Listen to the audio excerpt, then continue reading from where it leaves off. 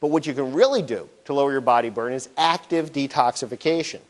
Now, we've heard of a lot of things you can do for detoxification.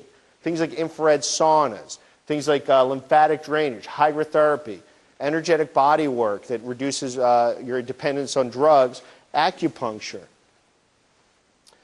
electromagnetic and homeopathic therapies, using vitamins, herbs, chlorella, algae, and lastly, chelation. But I'm going to wait for chelation first. Understand that almost every modality for detoxification is about wasting. What you can do to sweat more, to urinate more, to defecate more, go to the bathroom. If you can go to the bathroom, if you can sweat, things get out of your body and toxins go with them. Does that make sense? Of course it does. It makes perfect sense, and it's a good way to detoxify. You should go to the bathroom. Isn't it great to go to the bathroom? What if you don't go to the bathroom? That's a bad thing, right? Yeah, this is kind of funny. On average, if you look at causes of death in the United States, every year, and I don't know why this is, every year 2 to 3 people have listed on their death certificate, cause of death, constipation. Isn't that a horrible thing to have on your death certificate? You're so full of that you died.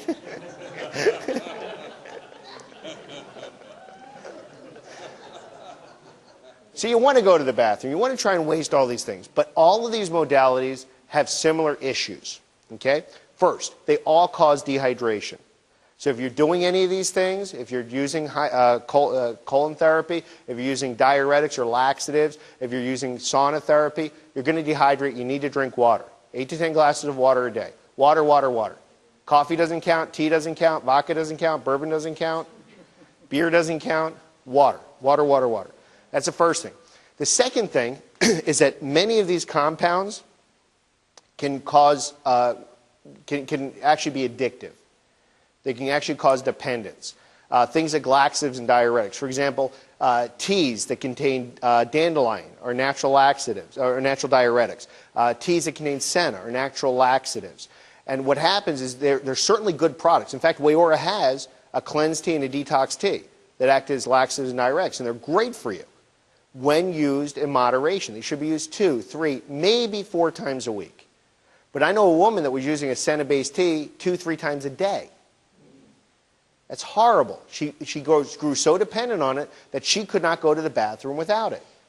And in fact, there's a condition when you use senna-based teas, it relaxes peristalsis, and so you just go to the bathroom very quickly. And when you stop taking it, you can't undergo muscular contractions in the bowel, and you wind up with constipation. In fact, there's a condition called distal bowel encopresis, which is unique to people using those sort of laxatives. It's actually chronic constipation followed by explosive diarrhea. It's not a lot of fun. So you have to use those products in moderation. They're great when used in moderation and control. The best way to use those products is at night. You take them just before you go to bed because gravity is a factor in this. Okay? So you drink this cup of tea and you go to bed. You wake up in the morning, you stand up, gravity takes effect, and you have a moving experience. That's the way to use those products. The other problem with these sort of modality and detoxification is something called dumping. What happens is as you're wasting toxins very quickly by going to the bathroom, by sweating, the body is so thrilled that you're getting rid of toxins, it starts to release the toxins from sequestration, from the fat, from the brain, and they start to circulate all at once. And when that happens, you have what's known as a dumping crisis. Some people call it a detox syndrome or a healing crisis. Whatever you call it, it's incredibly uncomfortable. It can cause chronic fatigue, it can cause headache, it can cause fever, nausea, rashes, all sorts of things. So you should be aware of that possibility when you're undergoing these sort of detoxifications. Okay? Now, more recently, we've started talking about chelation therapy. Does anyone know what chelation is? It means clawing. It attracts to a toxin, grabs onto it, and removes it from the body. Now that you've learned some of these terms, it's actually transformation. Remember I told you, transformation is a process in the liver that takes a toxin and makes it more water soluble so you eliminate it from your body. What chelation therapy is taking something supplementally, so you're taking something from the outside that causes transformation of a toxin. It grabs onto a toxin, makes it more water soluble so you eliminate it. Does that make sense to everybody? Now there's all sorts of different chelators and they're for all sorts of different toxins. The biggest chelator out there is called EDTA. EDTA really came into its own during World War II. See, EDTA has a -2 charge, so it looks for lead with a +2 charge. -2, +2 binds together, becomes neutral, is washed out of the body through the urine. Now, EDTA became big in World War II because we were using lead batteries and motor pools. We were painting ships with lead-containing paint. Lots of lead poisoning in World War II. So we started using EDTA to remove the lead. Now, the problem with EDTA, and actually with all chelators, is that they're all charge-specific. They all go after everything of like charge. So EDTA removes lead that has a +2 charge, but it also takes out calcium, magnesium, which have +2 charges. So when you're undergoing chelation therapy with EDTA, they have to keep adding calcium, magnesium back into the body. Eventually, you have diminishing returns because the concentration of the calcium, magnesium is so high compared to the lead, the only thing you wind up removing over time is the calcium, magnesium you keep adding back in, and you never get the lead out. You guys are allowed to laugh anytime you want. But it's true. With classic chelation therapy, you never really get rid of all the heavy metals. You only get rid of a percentage of the heavy metals.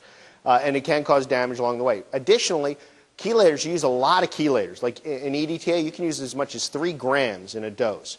That starts to build up in the kidneys and the bladder and cause all sorts of problems in the kidneys and the bladder on the way out. Because of that, if you have kidney problems or bladder problems, you cannot undergo classic chelation therapy.